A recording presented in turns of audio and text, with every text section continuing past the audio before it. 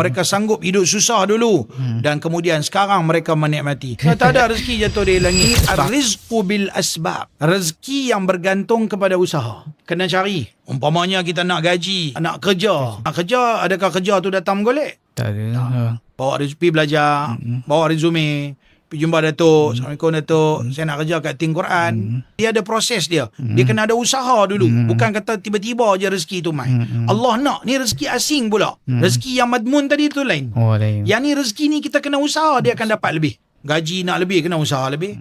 Perniagaan nak lebih, nak untung, kena ada lebih.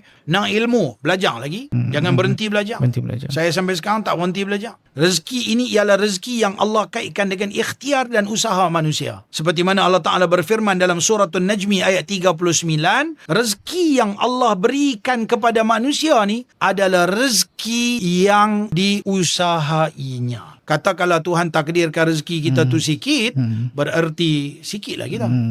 Nak lebih, usaha lebih. Tak ada rezeki jatuh dari langit. Tak ada rezeki jatuh dari langit. Kan kalau kita tengok orang bukan Islam. Minta maaf kalau saya kaitkan. Kalau kita tengok dalam senarai orang-orang yang terkaya dalam negara kita, bahawa lelaki terkaya dalam negara kita adalah Tan Sri Robert Koch. Saya heranlah kan. Mereka adalah golongan minoriti dalam negara kita. Tapi macam mana dia boleh jadi orang terkaya? Rupanya kalau kita belajar sejarah kehidupan dia, dia adalah orang yang susah.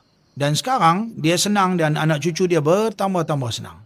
Kehidupan dia kalau kita belajar, wow, mereka bukan main bergolek ya. Mereka hidup sanggup pakai, kita tengok setengah-setengah orang-orang uncle-uncle ni kan, pakai seluar pendek, pakai baju pagoda. Masa mereka muda-muda duk berpeluh pakai baju tu je kerja. Sekarang ni, sekarang bukut. Bergaya mereka. Pasal apa? Mereka sanggup hidup susah dulu dan kemudian sekarang mereka menikmati. Tak ada orang yang hidupnya senang. Siapa sekalipun, kalau kita katakan Tan Sri Syekh Mukhtar Al-Bukhari, kita boleh bertemu ramah orang-orang yang macam ni. Pastinya mereka ni bukan bergolek kaya.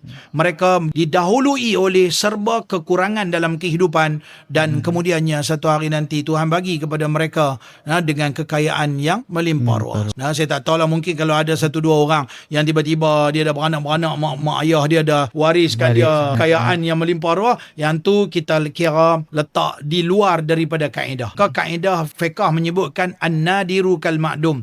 Benda jarang berlaku kita kira macam tak ada. Yang satu dunia ni semua orang kaya dengan usaha.